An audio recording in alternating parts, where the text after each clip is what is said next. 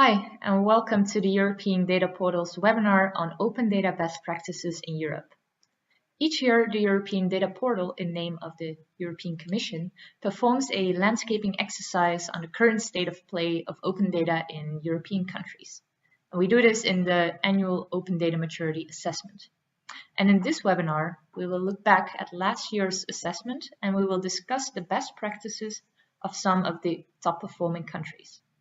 And we do this in order to provide more detailed insights and by discussing together, enabling other countries or interested parties to learn from them and improve their own open data practices. My name is Laura of Knippenberg and I will be your host during today's webinar. So yet again, welcome to the Open Data Best Practices webinar. I will briefly walk you through the agenda of today. We'll do a quick opening and introduction, followed by an introduction by each of the national teams. They will just give you a quick insight in what they're working on, what they're doing. And then after that, we will move over to the key aspect of the session in which we will be discussing together with all three top performing countries on their key insights, the key experiences and learnings that they would like to share with all of you. And then after that, we will have a Q&A session. But I also just quickly want to note that if you have any question or comment that comes up during the discussion and is relevant to the discussion, please feel free to use the raise your hand function or type in the chat that you would like to add something, and then I can give you the floor to add to the discussion if you would like. And if not, we can address the questions at the end of the webinar. So, as I already mentioned, to get more insight into the state of play of open data, we do the annual Open Data Maturity Assessment. And up until now, this has been focused on all of the EU 27 member states, the EFTA countries, and the UK. And for this year, actually, we will expand that to also include Eastern European Partnership countries. So that's also a really nice development on that side. Why do we do this? Well, we really like to create insights in the state of open play, but also to really challenge countries to improve their open data activities and performance. And how to improve? Well, by learning from the best, I would say. And we have the analytical report for you to read. You can find it on the European Data Portal. But secondly, by attending this webinar, of course. So let's get to it. Also, as you all might know, the open data maturity is assessed along 4 different dimensions. And these are open data policy, open data portal, open data quality, and open data impact. And we will be referring to these dimensions also during the discussion part of this session. But without further ado, the 3 countries that will be represented today are the top performing countries of the 2019 assessment, and they will share their experiences and best practices. And these are Cyprus, France, and Ireland. And I would like to first give the floor to each of them to give a short introduction to what they are doing. So first up, please welcome Dimitris Michal. Dimitris, are you ready? Yes, Laura, just bear with me to load the slides. All right. Can you enable slides? Okay, that's good. Yes, you should be able to share. You'll have. Okay.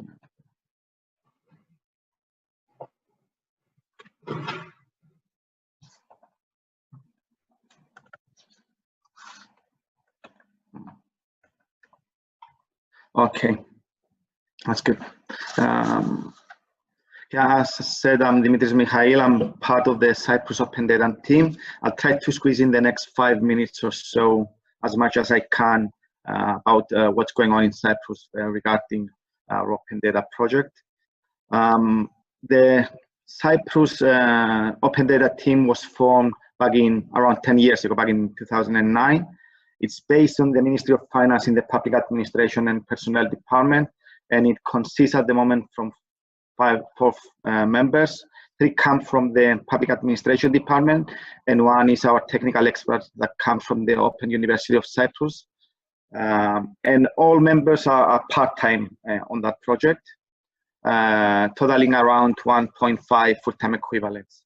The team has the overall responsibility for implementation of the open data strategy of Cyprus and reports to the public administration department director and the Minister of Finance. As in all countries, open data is not something new. It was first introduced, at least for Cyprus, back in 2006 with the transposition of the PSI directive. And since then, we have seen a lot going on. We had 2 5-year strategy documents being implemented. The first one was up to 2016, and the second one is a current one. I'll talk a bit about it later. That goes up to 2021.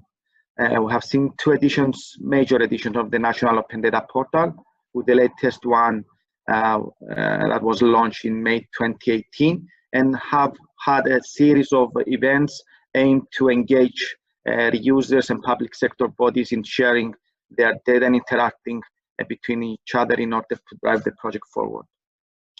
The strategic vision is quite clear and simple, is to make Cyprus one of the leading countries in open data by creating an environment where public sector bodies have among their priorities the publishing and sharing of their data. To enable that, we have in place a simple governance structure. At the very top is the Minister of Finance, who acts through the Director of Public Administration Personnel Department, where the open data team sits, and the coordinating role is to the open data team, who acts as the link between all the interested parties as well. There is a digital governance board which overviews some of our work there. With the 2015 introduction of the latest legislation that we have, the PSI Law of 2015, we set up an implementation mechanism. This consists of the coordinating authority is the Public Administration Personnel Department with the Open Data team, and its work is assisted by a number of other entities set in that law. The first one is the Charging Authority. It's an authority where public sector body need to get pre-approval if they want to charge above marginal cost. It's a Licensing Authority where again public sector bodies need to get pre-approval to publish data under license other than the ones that are in the legislation, and the ones that are in the legislation is the Creative Commons Attribution and Creative Commons Attribution and Share Alike license. There is an infrastructure supporting entity, which is the Open University of Cyprus. We have a memorandum of understanding with this university, and that's where the Open Data Portal is hosted, and the maintenance is provided by the university. And obviously, as in all other countries, there is an independent review body, and I believe in the same is in France and Ireland. There is a network of PSI liaison officers across the government departments who assist us in our work. The strategy itself has 4 main pillars. The first relates to governance and legal framework. The second is about infrastructure, portals, web services, APIs, etc. The third is about building capacities within public sector bodies to release their data, so it's actually supporting activities. And the fourth is about promoting open data reuse, engaging reusers from the public, private, and academic sectors through running a series of events in order to promote the reuse. The strategic paper is supported by an analytic action plan. It consists of 33 actions allocated to the 4 pillars I mentioned earlier. It is a dynamic document. It's revisited and enriched when it's needed almost every year. And progress is monitored through progress reports that are issued at regular intervals. That's a slide regarding the implementation numbers. I'm not going to go through it because we don't have that much time. I'll just leave it there for a few seconds for people to scan through. it summarizes some of the work that we're doing. And here's a snapshot of the homepage of the National Open Data Portal of Cyprus. As I said, it was developed in 2018 in collaboration with the Open University. Apart from hosting data sets from a number of organizations, it has an editorial section, a section that showcases use cases. It provides the ability to submit data requests, and it also has a section for supporting the users and public sector bodies. The portal itself offers a number of APIs, both for data and metadata, and has built-in visualization tool. And it's envisaged in the future years to host data from private sector companies on a voluntary basis. The Open Data team runs Open Data Portal Satisfaction Survey. We run one every other year in order to collect feedback from users, and this feedback is fed in the development plans for the portal. Some statistics over the last year, I think this is from 2019, yeah. We had more than 100,000 visitors on the portal from 132 countries, with 30% of visits being from abroad. Access via APIs is estimated at around 13% at the moment. I mentioned the importance that we give in actively promoting open data use and engaging the ecosystem to come together and discuss issues, both general issues and technical issues, showcase their use cases, and exchange ideas. These are some photos from such events that we run. We run open days and conferences, open data forums, hackathons, workshops for both private sector, but also for users, parents conferences, and we try to maintain the buzz around open data. That's an extract from the Cyprus flagship from the latest report. It just shows the gradual improvement in Cyprus in the field of open data that's shown in the climb in the rankings the latest year. That's from me in brief. I'll be here to answer any questions if needed. Let me give you back the floor. Yeah. Okay. That's participants. Well, thanks for your insights, Dimitris. We will move over to the next presentation, and any and all questions can be asked during the discussion or in the Q&A session. Okay, thank you. Thanks again. All right. And then let me share my screen again. I would like to invite next Mathilde Hoang from the France Open Data Portal, especially Etalab. Mathilde, are you with us and are you ready to present? Yes, I'm here. Did you receive my slides yesterday? Yes, definitely. So I can pull them up and you can get the controls. In the top right of the screen, you can request for the controls, or in the bottom, or I can flip through them whenever you say next slide. Yeah. Okay, all right. So yeah, that's it. Thank you. So thank you everyone, and thank you so much for this opportunity to exchange on our different activities. My name is Mathilde Hoang. I'm part of Etalab. So Etalab is an anti-ministerial digital directorate, and it's the task force mission to implement the state's data policy, and in particular the opening of data. So I will briefly present our open data political framework, the main features of the open data portal, and the way we monitor impact. And we can change slides. Perfect, thank you. So about the open data policy, we have a really favorable legal framework because since the implementation of the Digital Republic Bill in 2016, The open by default principle is now the rule for every administration. Moreover, we propose a specific focus on high-value datasets that have to be published in a sufficient quality. And to have a complete legal framework, we have published in December 2018 the last decree of the bill that set the right balance between protecting privacy and ensuring transparency, meaning that we can now publish personal data when it's compatible with the transparency and the privacy, of course.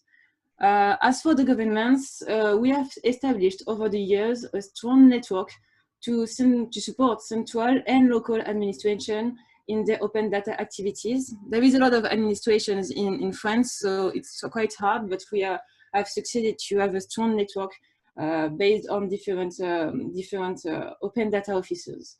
And finally, to facilitate implementation of the open data by default principle, we have focused last year on publishing open data literacy on a website called guide.etalab.gov.fr, which is technical and legal guidelines to open data. Maybe I can talk now about the French open data portal, so we can change slides. Yeah, perfect. So of course, the implementation of the legal framework is directly supported by the development of the data portal. Since the beginning, we wanted to propose to the user a collaborative portal where they could comment, publish datasets, but also publish their own datasets and their own reuses. Over the years, we started to have more and more datasets published on the portal. So today we have more than 38,000 datasets, and we have in May we had, I think, 1.8 million visitors per month, which is great. It's a great thing, but we also realized that these datasets were not always of good quality. So we really focused on proposing new tools for the producers of data so that they can produce and publish reusable datasets. Because historically, we proposed for any published datasets a metadata quality checklist on the admin page, but it was only about metadata. We wanted to propose tools that help the producers to produce better data inside the dataset itself. So we launched schema.data.gov.fr, which is a service for referencing and creating public schemas. I will present it more precisely if needed after the presentation. Having 38,000 datasets is a good thing for open data, of course, but it also became difficult to find the right datasets among so many datasets. So in order to provide better visibility of published datasets on data.gov.fr, we have published on the portal the data catalog, which references the list of datasets, the list of resources, the list of reuses, the list of organizations, discussions, etc. It's now published on the portal. And finally, as we wanted to focus on data accessibility for everyone, we have selected this year some iconic datasets, and we have proposed a first reuse of the data. These reuse are often dashboards that helps any citizens to understand the data. For example, that's what we did with the COVID-19 datasets, so that everyone can understand the datasets during the crisis. And finally, I will talk really quickly about the monitoring of the impacts. Yes, thank you. So it's not new. It remains quite difficult to monitor the impact of open data. In Etalab, we have two ways to monitor the impact: the daily monitoring and the long-term monitoring. So about the daily monitoring, we have an efficient monitoring system that allows to monitor the number of visits of each dataset, the number of direct downloads, the number of reuse, comments, etc.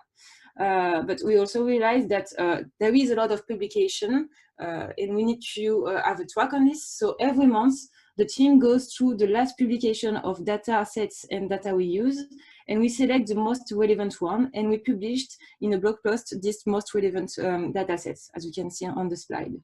And about the long-term monitoring, we are currently conducting 2 surveys to evaluate the impact of our actions and to adapt our future objectives. The first one is a global one, and where we try to identify the impact of the activities and set the next roadmap.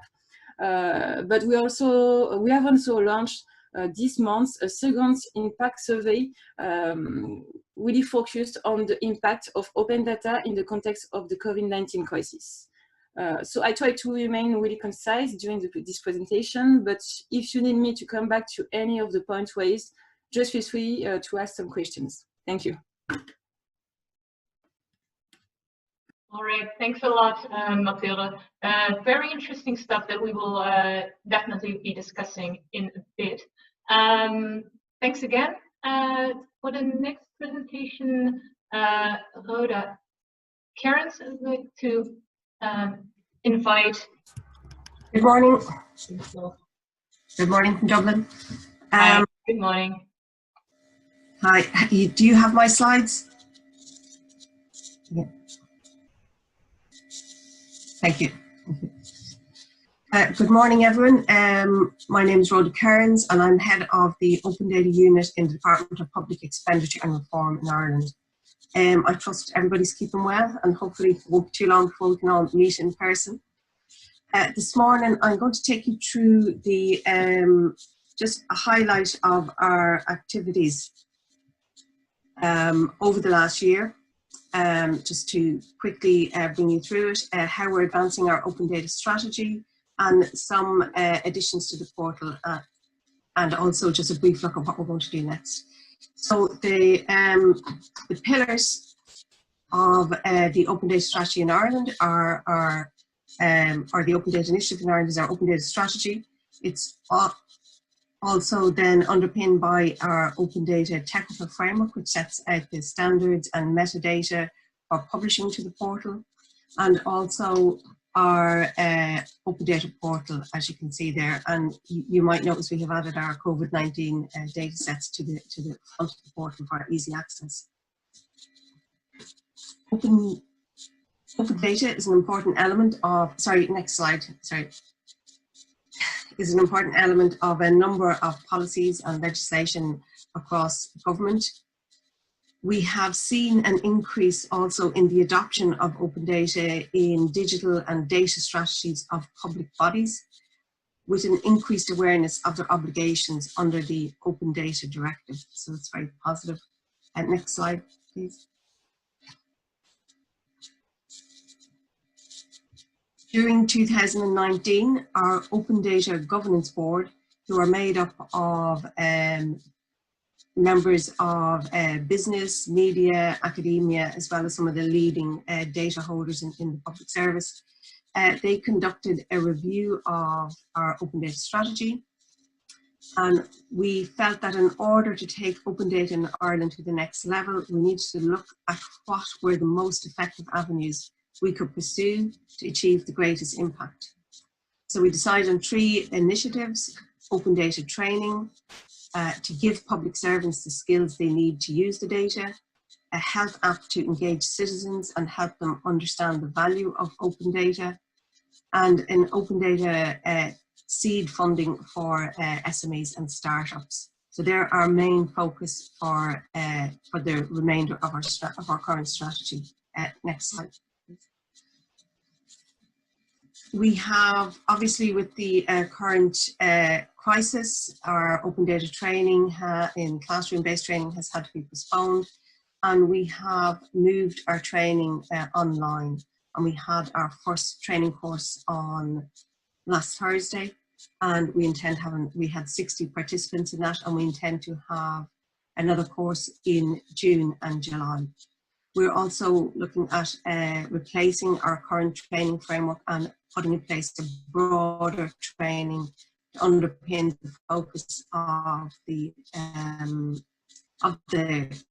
review by the Open Data Governance Board, and really that will focus on a broader use of data, bringing data management and a more greater focus on the use of data and data visualizations.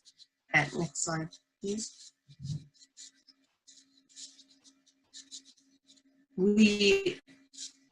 Sorry, can you hear me? Yeah.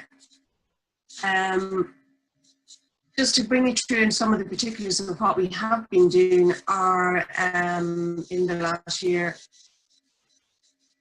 We have we ran our Open Data Engagement Fund, and with a total fund of 40,000 euro with a maximum grant of 5,000 for any one project. We had a large volume of interest, and this is just an example of one of them. It's a data hub which collates data and presents it. It's really focused at community journalists, and it helps them discover data focused on their own region. Next slide, please. We have made a number of improvements to our open data portal.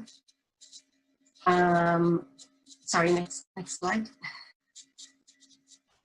We've made a number of additions to our portal. So we have added what we call impact stories. So these are visualizations that use the data on the portal to tell a particular story. So if we just go back to the previous one. The first one there is a representation of the Dublin bike scheme, so it shows how bicycles move through the city and where you might locate a bike during the day. And the second one shows, it's an interactive representation, and you can manipulate the parameters to focus on a particular timescale, region, hospital or discipline. And that's focused on hospital waiting lists for inpatients and outpatients. And then just to, sorry, next slide, please. We have also added the COVID-19 data. So the Health Protection Surveillance Centre in Ireland provides the daily figures for COVID-19. And the data behind the statistics then is released onto the portal. And as you can see, while the numbers for the portal have been increasing compared to the same period last year, the addition of the COVID-19 data has made a significant difference to the number of visitors to the site. We have also added some linked data to the site, and the number of visitors in May was the most visitors we have had to the site in any particular month so far. And then just to finish, last slide, we have, during the year, last year we had a number of impact events. In October we had an arts, we've been focused on arts, culture and heritage. We had intended holding our next one in March of this year, which was focused on health, as it turns out, and that's been postponed, and we will be holding that towards the end of June. And it'll obviously be delivered via webinar. Our Open Data Conference will also be moving online more than likely, and that's in October. But to finish, I suppose what we'd like to highlight is we have received funding for a researcher to be put in place in the Open Data Unit, and it's funded by Science Foundation Ireland. And we will have those for a year to carry out a study on the impact of open data in Ireland from a social, economic and a political standpoint. And we're very interested in what that will show us. So that's a very quick tour of open data in Ireland this year. Thank you. Great. Thanks a lot, Laura. Thank you. Again, some very interesting insights that I believe already, and I think we can go into some of them a little bit deeper during the discussion part of the webinar, which is up next. So that's a good thing. The basic way in which I would like to do it is that I will just ask you some of the questions based on what you have either told me before during the interview, so what others may not have heard yet, or what you have just discussed during your presentation. And I actually want to start off with a question that is really starting with the basics. So in terms of open data policy and enacting into law some of the open data related legislations, I know that for Ireland, you have had the Data Sharing and Governance Act since 2019. In France, there has been the Digital Republic Bill since 2016. And in Cyprus, the Public Sector Information Law since 2015. And Cyprus, Dimitris, this one for you in general, in particular. You mentioned specifically to me that you see it as of critical importance to have an open data policy that goes really beyond the requirements of the European Directive on the reuse of PSI.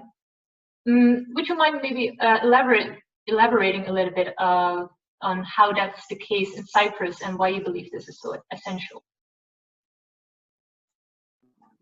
Okay, I think prior to 2015, I mentioned in my presentation that with the 2015 law, we tried to set up an implementation mechanism that will assist public sector body in every aspect of publishing and data.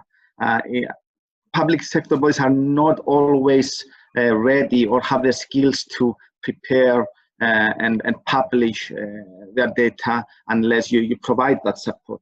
So with that legislation, we tried to answer questions regarding having a body to advise and go to regarding charging, have a body to advise and decide on licensing, but also we inserted obligations in the legislation regarding now public sector bodies have to publish their data on data.gov.cy. They can publish it on their websites if they want or on their portals, but they need to have it linked to the national data portal. We introduced universal licensing rules, as I mentioned. So it's Creative Commons share alike or Creative Commons attribution only. If you want any other license, you need to make a case to the licensing authority. And with that legislation, we introduced the PSI liaison officer. We needed to have somebody to have a liaison in every government department in order to be able to communicate the strategy, to communicate the policy, and have somebody trying to stir up things in the public sector to make them go and publish their data. So we believe that it's a mixture of all this together that enable public sector bodies to commit to that. Okay, there are problems. It's not with every public sector body it's the same case, but we have found that it helps. Yeah, and it's also, if I understood you correctly, also having the open data as a default, really, to have that incorporated in the legislation. I believe, yeah, I believe that that's also the case for France, that open should really be the default. And Mathilde, as I recall correctly, you also mentioned it during your presentation that in addition to the bill that you already have, I believe it's December 2018 that you also implemented a decree to allow for identifying administrative documents that can also be published without the need for processing personal data. Is that right? Yeah. Could you explain a little bit more about that? Because that's very interesting. So we wanted to find the right balance between, of course, protecting privacy, but also ensuring transparency. So we have published a decree that identifies the administrative documents that contain personal data, but that can nonetheless be published without obscuring the personal data that are contained therein. Because we consider that the personal data are essential information for the public. So for example, these personal data are the National Directory of Elected Officials, the organization of charts and directories of the administrations, the National Directory of Associations and the Directory of Companies and their establishments, directories of regulated profession, the results obtained by candidates in the administrative examination and competitions. So it's really personal data that has to be published because it's important that the citizens can have access to this data. We consider that we have to find the balance between protecting privacy and giving the right information for the citizens, and that's why we draw this list that is quite open to new data sets to be open. there been any specific challenges in getting it to the state that it is now? And how would you advise other countries to move more into that direction? Well, we work closely with the CNIL. So the CNIL is the National Task Force for Privacy, and we established a really specific thematics where the personal data can be open. So it was made in 1 year or 2 years.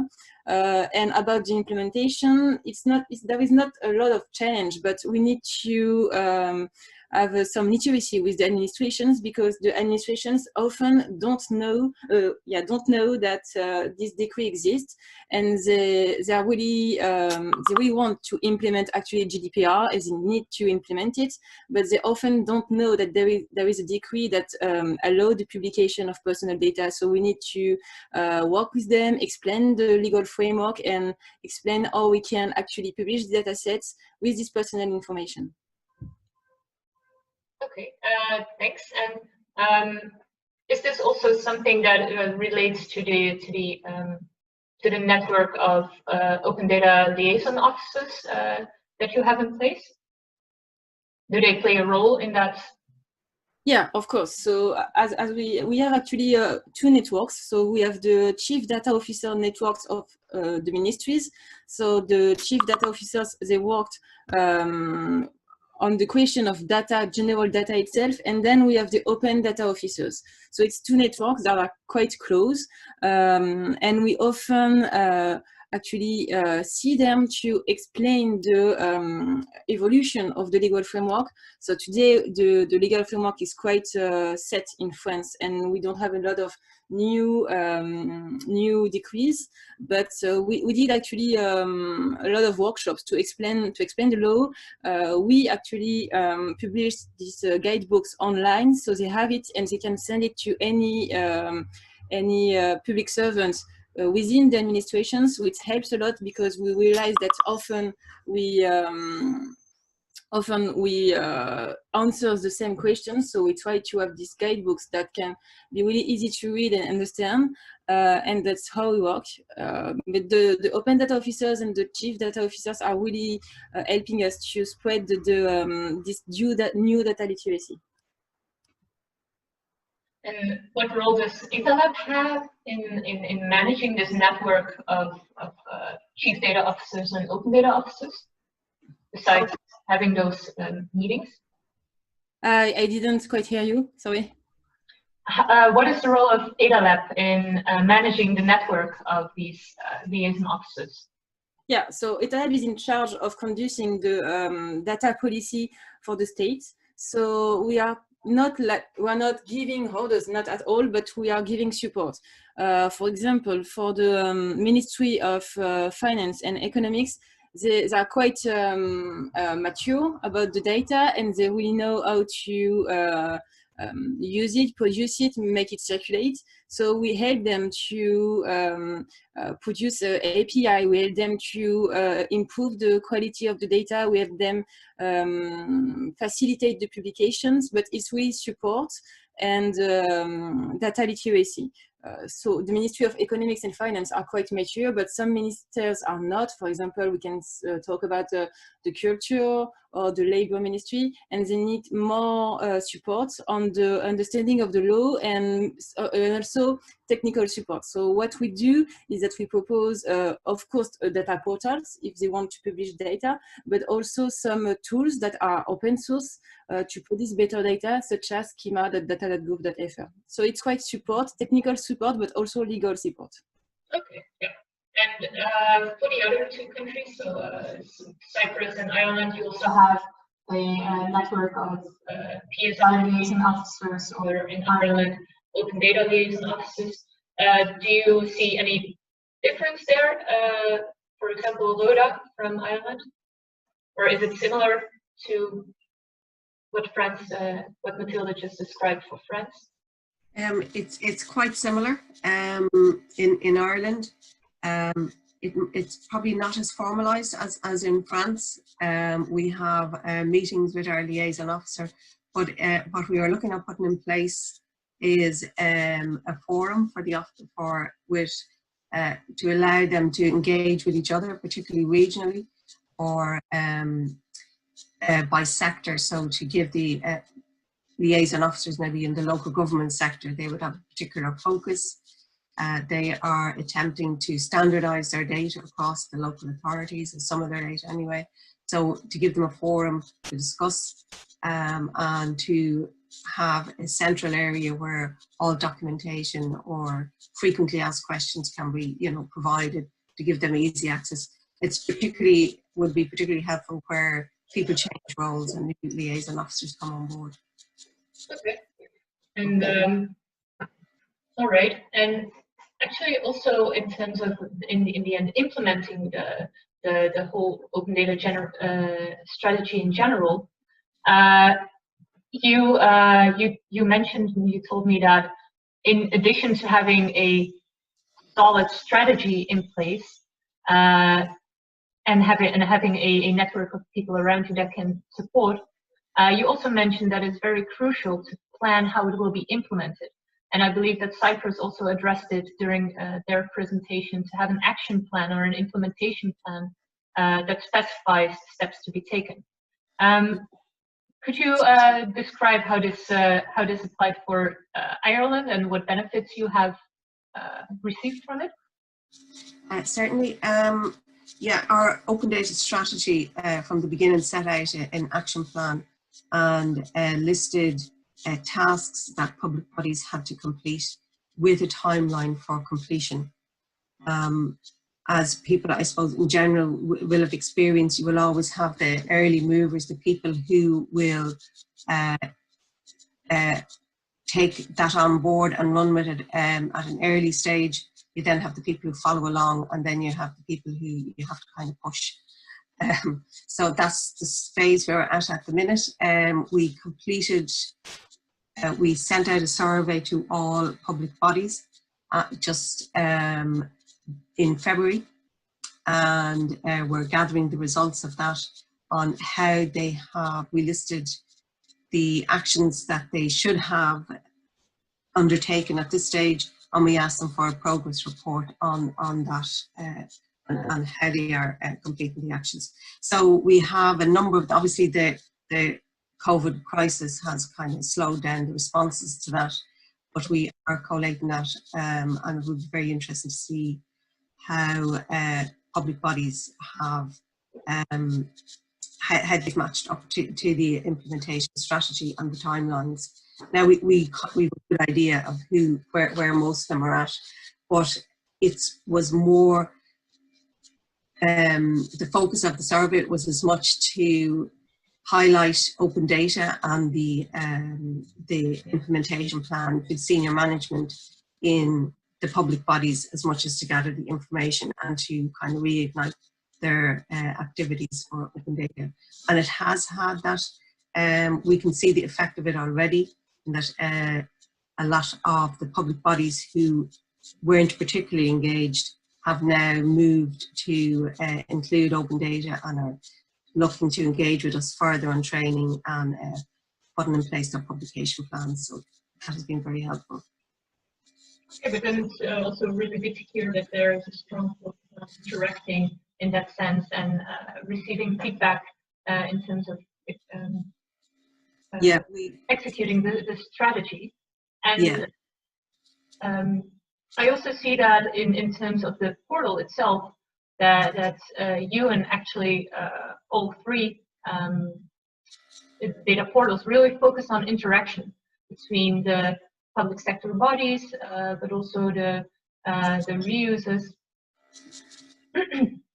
And I was actually wondering that all of the different countries do this in some way or form. So either through data set level feedback or the star rating system that I believe Cyprus uses, or a thumbs up and a thumbs down, as I believe Ireland uses. Is that correct?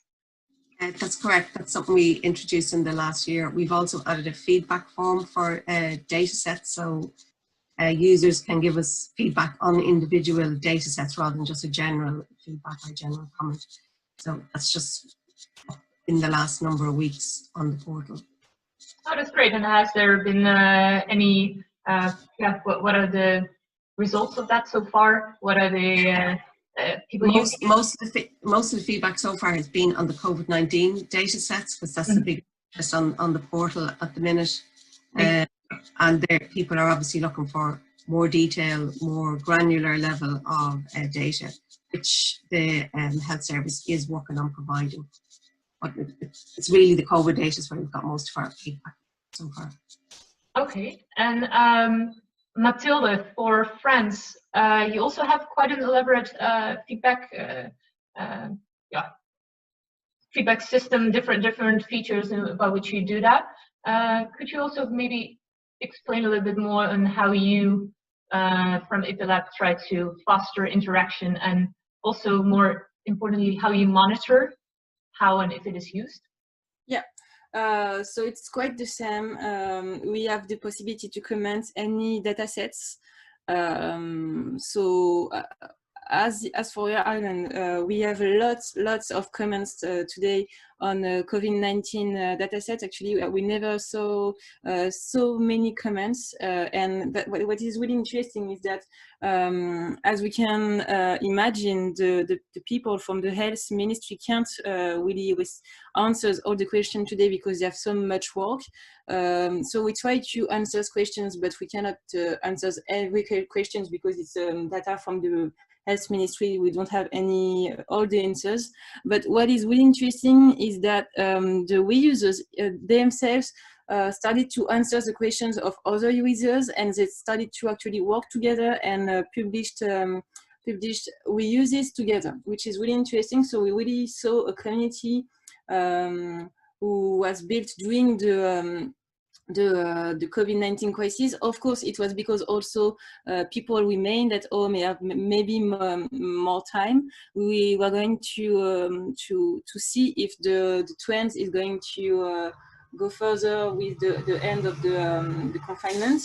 But it's really interesting, and we also have a general forum where everyone can discuss about topics and general topics, but we actually think it's maybe not enough, and we would like to open a new system where actually the users and the users can ask for data sets and explain why they need these data sets, and then we propose a process of opening and more visibility on the way the people ask for data sets, and how we publish them, or if we cannot publish them, why we couldn't publish them.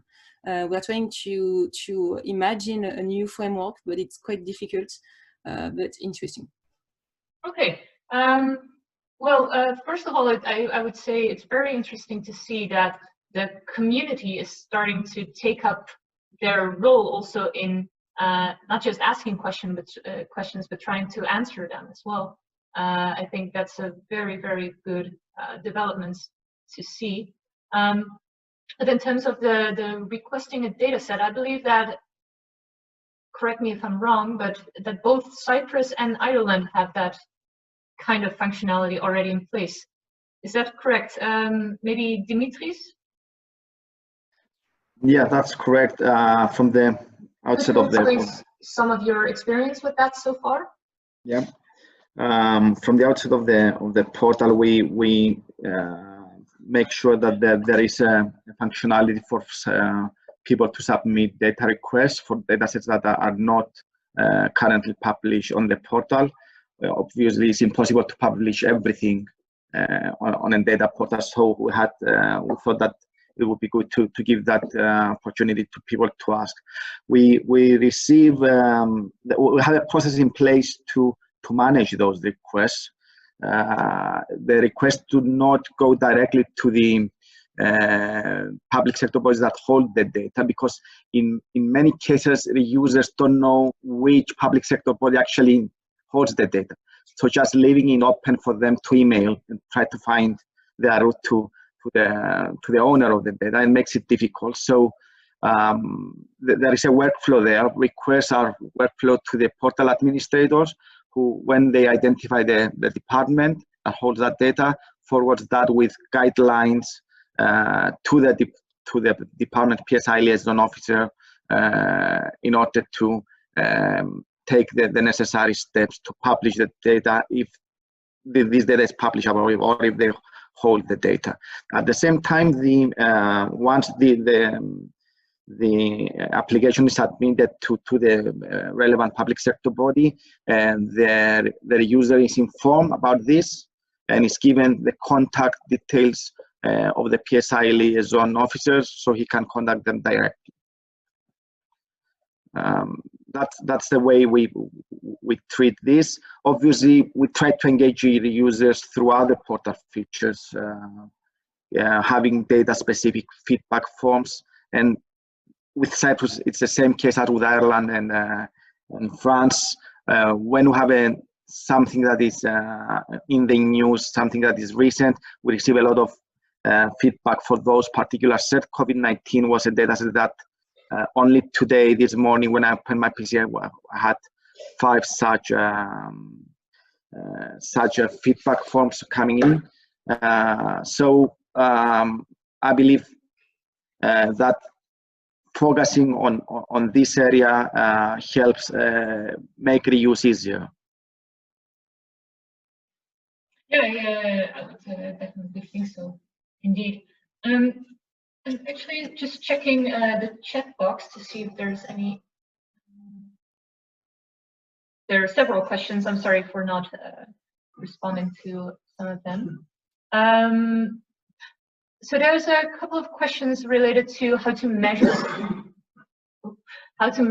impact, and I think that the things that we just discussed might already even be related to that, but you most likely will have even additional forms of measuring or trying to grasp impact that is created.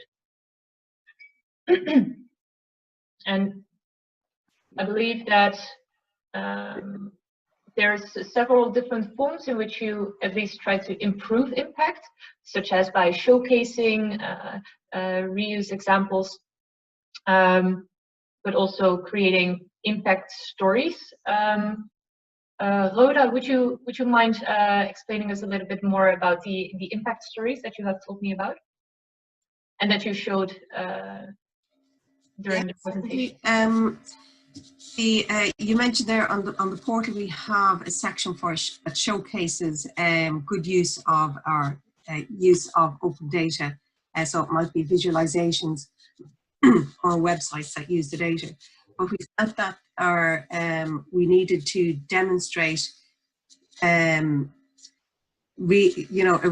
provide real examples of the open data in use, on the use of the open data on the portal.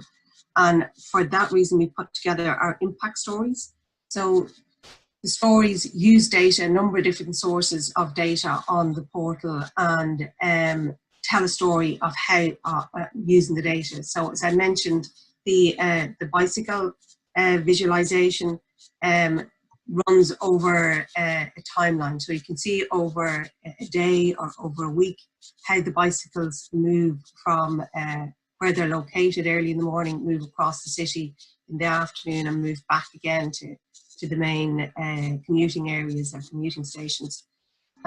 So that's pulling data from the Dublin bikes, it's pulling data from Dublin City on the locations, and a number of other data sets that just help the citizens see how data can be used. On the other one that we've implemented is on a hospital waiting list. It's quite a topical issue in Ireland, and again, that's pulling information from all. It's published by the HSE, the Health Service in Ireland, publishing using geolocation data, census data, a number of different data sets, and allowing the users then, that's an interactive impact story. So somebody could select a hospital in their own region, see what the waiting lists are there for a particular discipline. You can see they use age profiles, what the waiting lists for different age profiles. And again, it's an attempt to engage the citizen and show them how the data on the portal can be of benefit to them and can actually create a real impact for the individual citizen. Yeah, I think that that's really one of the things that is underscored by these kind of showcases, but also these impact stories that really shows how beneficial the reuse of certain types of open data sets can be. But actually, also another question, and I will ask the same to the other countries. For the open data maturity assessment itself, we tend to focus more on how to measure impact, more so than creating impact itself. Yeah. Would you have any? Could you give us a little bit of insight in what activities you undertake to measure or monitor in any way or form the impact that you create? I think it was mentioned by France there that it is difficult to measure the impact, and currently, similar to France, it's the number of what data sets are being used. We don't track who uses the data sets, so we don't know who's using them. We do have a survey on the site, a voluntary survey where we ask people when they're downloading a data set to complete a survey, and from that we get a picture of, it's not a complete picture, but we get a picture of who's using the data and what it's being used for. We are, I mentioned just at the end of my presentation, we have been appointed or have had a researcher appointed to the Open Data Unit. We have them for a year, so we're expecting to get plenty of research into the open data. We're delighted with it. They're being funded by Science Foundation in Ireland, Science Foundation Ireland, and really we'll be relying on them to. We will give them the broad outline of what we want them to conduct their research into, but we will be relying on them to come up with the particular measurements. So at the moment we don't have those particular measurements. They're starting in September, but we'd be very happy to share as we go along, share any insights and share the methodology that the researcher develops. Well, that's great to hear, and I think it's something that a lot of national portals struggle with, in some extent, to really get to know, okay, who is actually using, reusing, downloading the data set, and for what reason. And that is indeed something tricky to find out. But actually, this story was told to me by Dimitris from Cyprus. He told me that a while ago, the national portal of Cyprus experienced some sort of disruption to the web services that were used by the major publishers of geospatial data. And this actually brought them a lot of insights, because the disruption caused many people to reach out to the help desks because they relied on that data in their day-to-day work. And I thought that was what's the saying? Like, something good that comes from something bad. Lining. Yeah, exactly. Dimitris, could you briefly elaborate a little bit more on that incident? What you have learned from it? Yeah, well, I think one of the challenges that we all face in monitoring impact and monitoring who reuses the data is that not all reuse cases are on the surface. There is a lot of hidden reuse, a lot of silent reuse, and there are a lot of companies, a lot of researchers that use the data that we don't know, because they don't materialize in an application or a web service or something that it's visible. We do run an annual study to try and find out these sort of applications that come up, or web pages or services, etc. But still, we are still missing quite a lot. The example that you mentioned is something that we didn't expect. One of our main publishers, the Lands and Survey Department, had a major disruption in their systems, and for some time some days their services were down. So it was quite a surprise, but we knew that there was reuse of those data, but to the extent to which people reached out to both the data portal and to the Land and Surveys Department help desk, it's something that it made quite an impression to us. I think the best way to maybe try to record this is through some sort of impact study that will reach out to these potential reusers, companies, independent research institutions, etc., and try through some interviews to record how they are using this data. That's what we are planning to do actually this year. What we are planning to commission a local sort of open data impact study, try to record this silent, let's say, reuse, and try to have some sort of methodology, even though it's hard to have a concrete one in place that we follow every year to try to identify those reuse cases. Yes, indeed. And I believe that all three of you have explained to me, at least in the interviews, that one of the ways in which you gather information on this is by face-to-face contact. So with the events and gatherings that you host. I believe also that this is Ireland, that you also have these as you mentioned during the presentation, the impact sessions. I'm sorry, I lost the naming of it. Yes. As part of our outreach and engagement, we hold our impact series events. Impact series events, thanks. Yeah. And that brings together the publishers of the data and the reusers of the data at an event. So we have had a number of events. We focused on transport, on business, on the environment, and on arts, culture and heritage was our last one.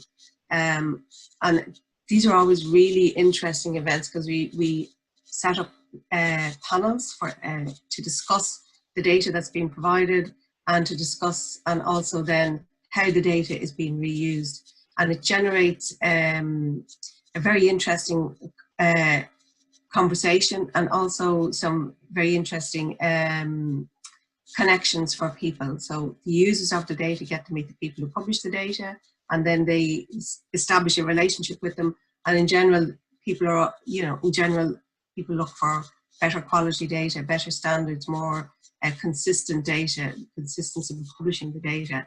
And when the publishers meet the people who use the data and hear how they use the data, they get a much better understanding of the benefit of publishing their data consistently and to regularly and to high quality.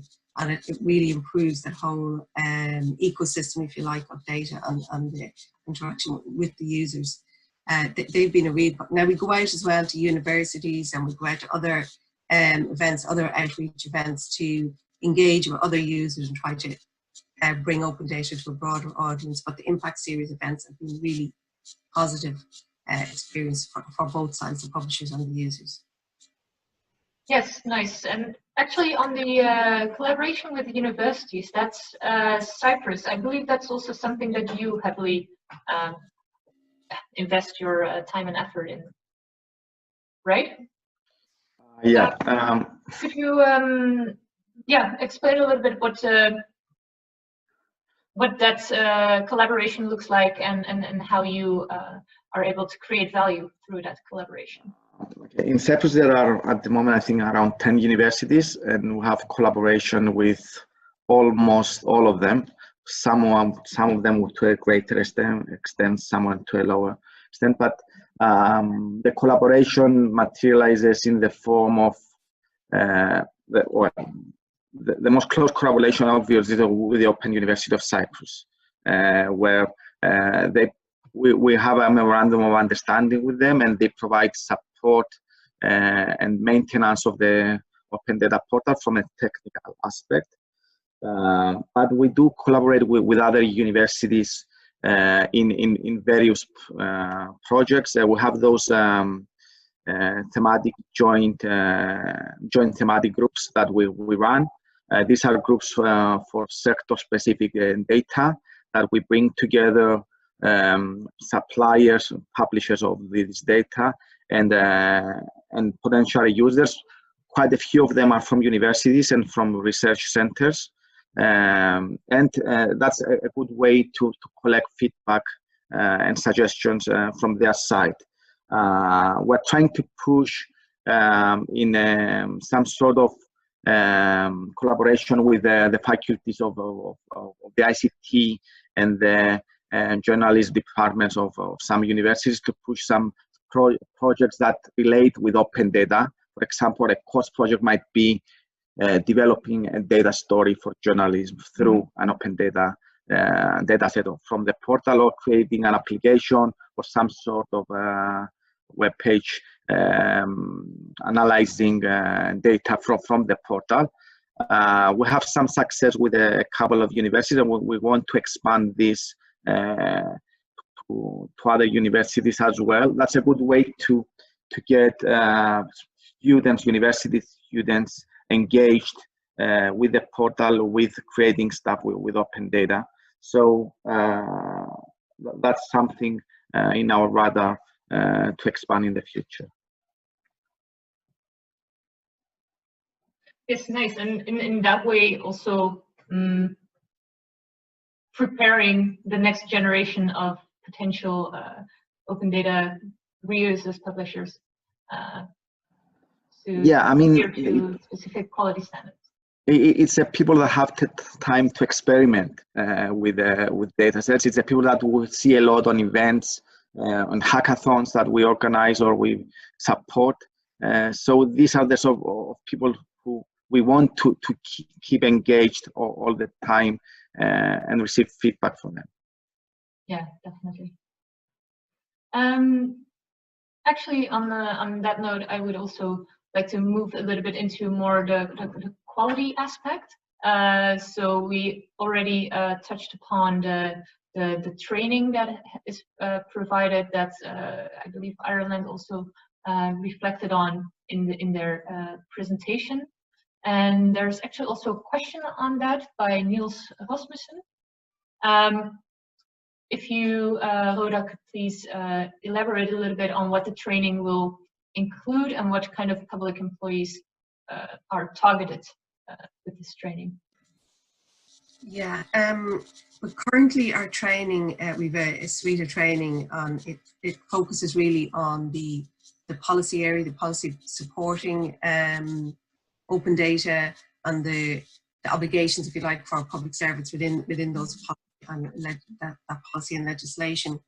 It focuses on auditing the data and publishing data, and then we have kind of an introduction then to visualization and anonymization of data. They're really just a very very basic introductory course to using a number of tools. In our review of the strategy, we determined that in order to embed open data in the broader public sector and raise awareness of it, that people really needed to broaden that in the public servants themselves needed to have a deeper training in data and deeper data skills to enable the reuse of data for informed decision making and evidence-based decision making, particularly for public policy, etc.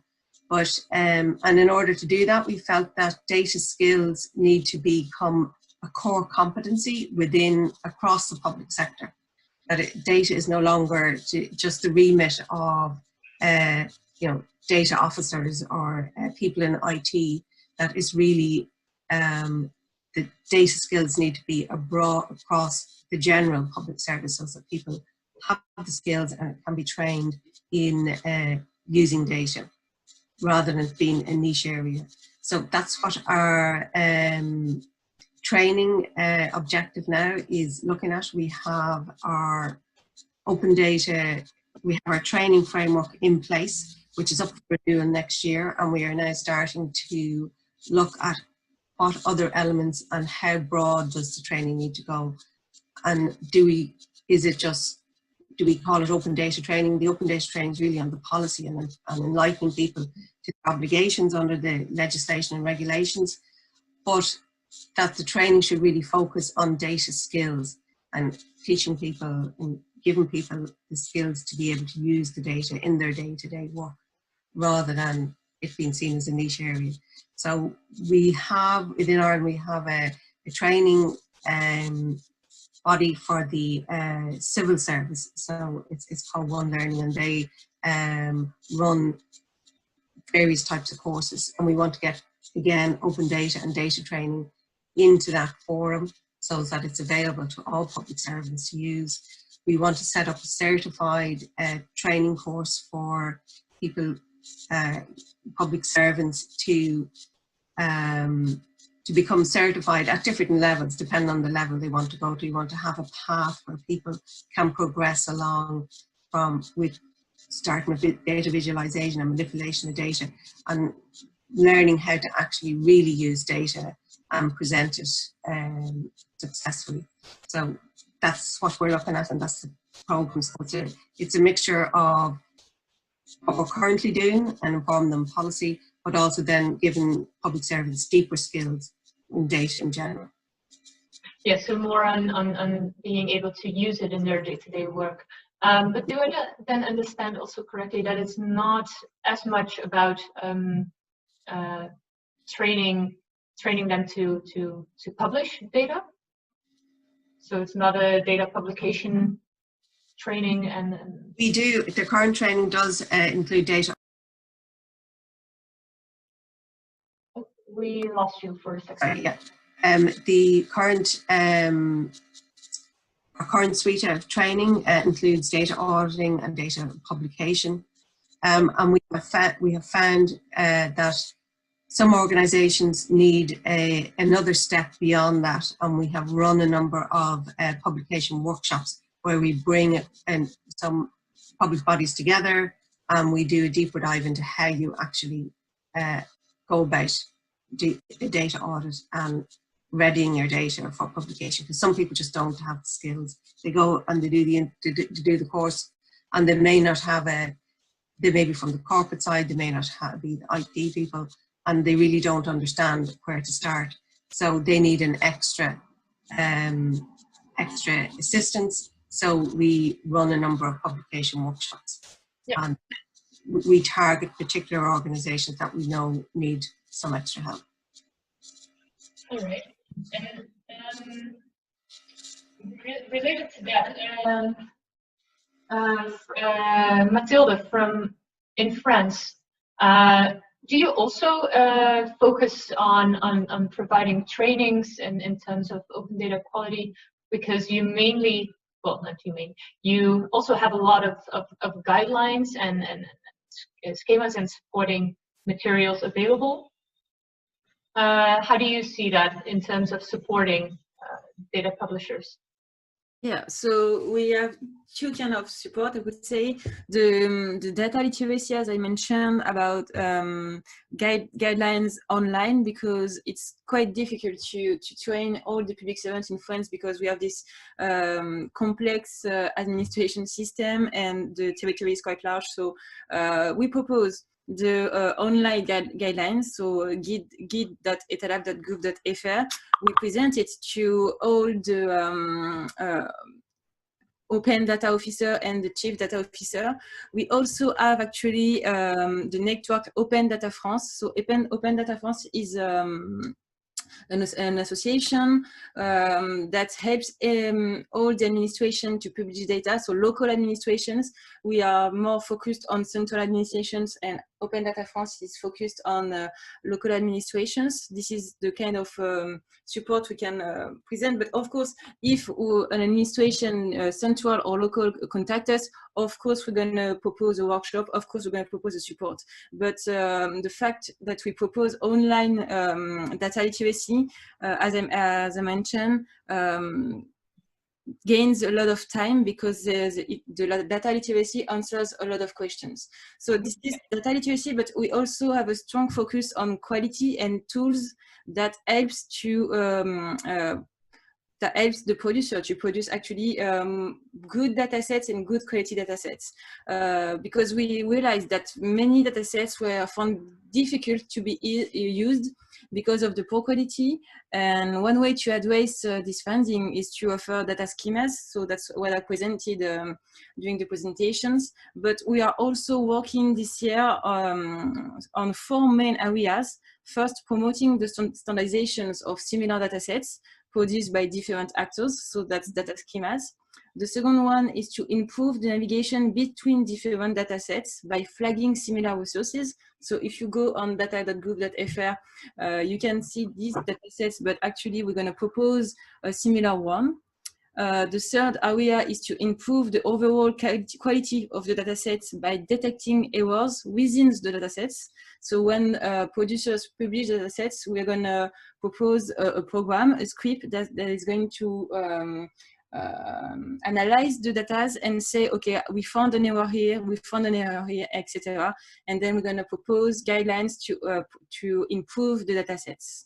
And finally, we're going to propose a tool that enrich the datasets. So for example, if we published a dataset and then we see that we can add geolocalizations or identifications or, I don't know, other company identifications, we propose this tool to element and enrich the dataset. And that's it. Yeah.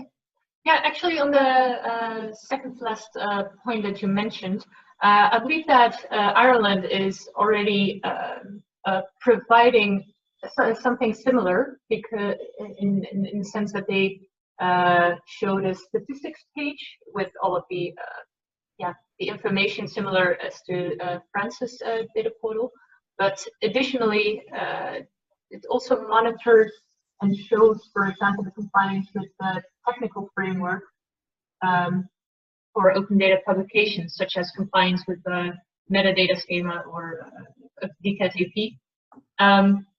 Isn't that right, Rhoda? Yeah, that's correct. Our technical framework sets out how the standards that data has to be published to the portal. So that includes the license. And I think Dimitri mentioned that they have one standard license, and we would be the same. We very much have the C by 4.0 license is our standard license, and if anybody wants to deviate from that, they would check in with us, and we have to agree and they have to agree the license with us. We have very few individual licenses, and it's only in very certain circumstances that we allow that. We encourage everybody to use the standard license. But that's all set out in the technical framework. As I said, the DCAT AP compliant, the metadata required to comply with the DCAT AP is set out, and as is the 5-star rule and 5-star model. And we encourage all public bodies to publish at least 3-star. And we've spent the last year tidying up a lot any of the 1-star data sets and asking people to remove them and publish them as at least 3-star and at least a CSV. So that's an ongoing. Now we do allow people, if they're publishing as a 3-star, to also publish a PDF with it if they want to. But we do encourage people at least to publish a 3-star. We are just starting an exercise again to review those standards and to update them, and that's work that's going to be ongoing this year. Okay. Right. So there might be some opportunity there to already learn from each other on that Yes. aspect. In terms of timing, I would suggest that we start wrapping it up slowly. I would like to move over to some of the final questions that the audience may have for you. So please, if you have any comment or question, put them in the chat. I will have a look at them right now. I have addressed some of them already during the discussion as we went, but I might have missed some. Just give me a moment.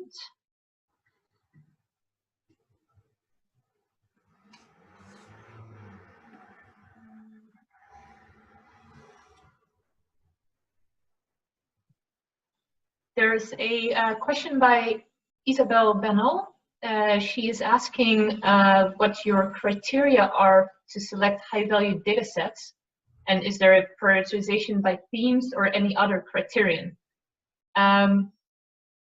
Might be little time to answer it, but maybe you could give a quick answer to that. It's addressed to all the three speakers, so whoever feels like addressing it. Well, I can maybe speak for France. We actually created the concept of service public de la donnée, which is high-value datasets within the law, within the Digital Republic Bill. And this high-value dataset, it's the first corpus of 9 databases considered referential and that has to be produced and made available with a minimum quality criteria. So the production with a high level of quality of this database, we consider that it will ensure better circulation and it will create economic value and social value. So for example, we have the national database, the companies register, the geographic data, the land register, the government, organization, and civil servants. So it's quite referential, but also geographic databases.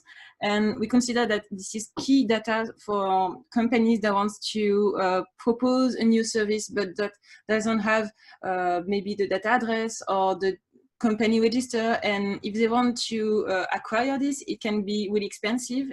So we wanted to propose it free to propose a better competitive market. So it's within the law, but we also have new decrees, new laws that are promulgated for specific aspects, for example, for environments or food wasting. And within this law, we are working with ministries and cabinets to identify the best data set that should be published, and we actually identifies it into the law, so that after the implementation, we can work closely with the administration to publish these datasets. So it's really a process of identification close to the I would say experts. Yes, thanks, Mathilde. Also, just to note on that, next Monday, the EDP will also talk about high-value data sets in the Inspire 2020 conference session. It will be the 8th of June, so if you're interested, I would suggest to check that one out. Given that we only have a few minutes left, I am just checking if there's any final questions that came in. If not, if there are still any open questions, please, I would like to suggest to directly get in contact with the representative of the country who can answer your question. In any case,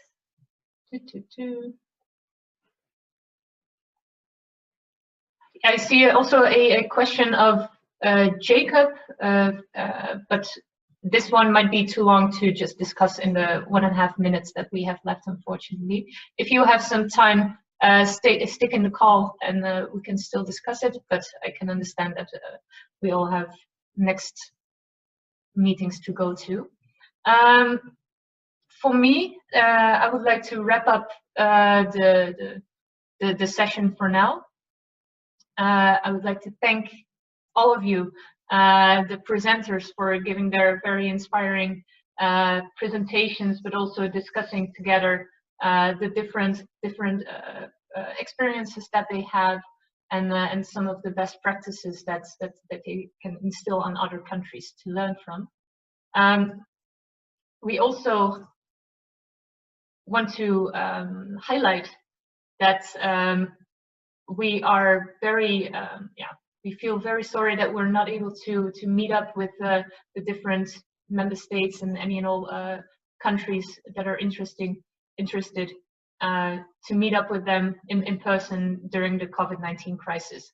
But that's unfortunately just the way it is. But instead, we're going to pilot a sort of open mic session. The Doctor is in session, in which we would like to invite all of you to see us, come talk to us. We will start this June 10th at 1 p.m. And you're just welcome to join us. We will be in the call, available for you to talk to us and discuss whatever questions you may have. And I think that's it. I'd like to thank everyone for your time, and I hope you will have a very good afternoon.